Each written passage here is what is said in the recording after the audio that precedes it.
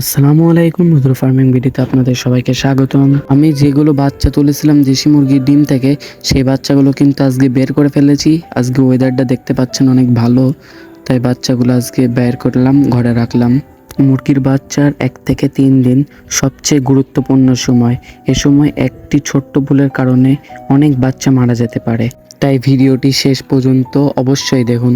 বাচ্চা ফোটার পর এই ভুলটা আমরা অনেকেই করি, বাচ্চা বের করে একবারে খাওয়ার আর পানি দিয়ে দিই। সেটা করা যাবে না।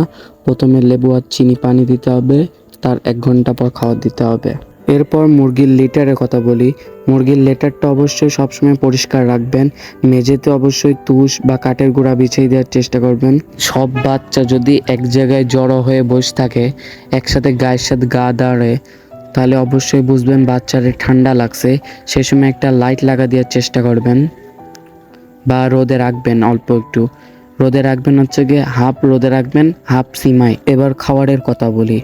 খাবারের জন্য সবসময় ভালো মানের, ভালো কোম্পানির ব্রয়লার স্টার্টার ফিডটা জিরোটা দেওয়ার চেষ্টা করবেন। আর খাওয়ার আর পানি অল্প অল্প করে দেবেন, দিনে 3-4 বার। বাচ্চা যেহেতু তো নোংরা করবে বেশি। প্রতিদিন বাচ্চাগুলোকে ভালোভাবে লক্ষ্য করুন।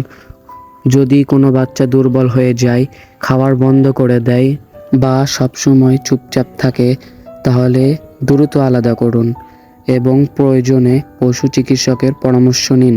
সবচেয়ে গুরুত্বপূর্ণ বিষয় পরিষ্কার পরিচ্ছন্নতা। বাচ্চাদের থাকার জায়গা সবসময় পরিষ্কার ও শুকনো রাখুন। এতে রোগের ঝুঁকি অনেক কমে যায় এবং বাচ্চা ভালোভাবে দ্রুত বড় হয়। বন্ধুরা, এই ছোট্ট ছোট্ট নিয়ম মেনে চললে আপনার মুরগির বাচ্চা বেশ সুস্থ সবল, মৃত্যুর হার অনেক কমে যাবে। ভিডিওটি যদি আপনার ভালো লাগে তাহলে একটি লাইক দিন, কমেন্টে জানান আপনার খামারে কয়টি বাচ্চা আছে। আর রুদ্র ফার্মিং বিডি চ্যানেলটি সাবস্ক্রাইব করে পাশে থাকা বেল আইকনটি অন করুন। আজ এই পর্যন্ত। সবাই ভালো থাকুন, সুস্থ থাকুন। আল্লাহ হাফেজ।